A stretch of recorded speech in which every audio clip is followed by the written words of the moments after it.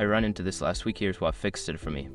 Setting up an eSIM on your iPhone can seem tricky, but it's quite straightforward once you know the steps. Here is how to get it done with Freedom 2026. Step 1. Check compatibility. Before activation, use the sh.com link in the description to open the eSIM compatibility checker and confirm your device and carrier are supported. Step 2. Get your eSIM activation code. Contact Freedom 2026 to obtain your eSIM activation code. This is usually sent via email or SMS. Step 3. Open Settings on your iPhone. Go to the Settings app on your iPhone.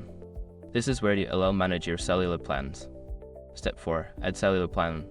Tap on Add cellular plan and scan the QR code provided by Freedom 2026 or enter the activation code manually.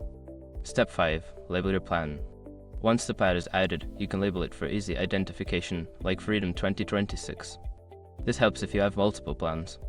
Remember, if you don't see the option to add a cellular plan, you might need to update your iOS to the latest version. Setting up an eSIM can be a breeze with the right steps.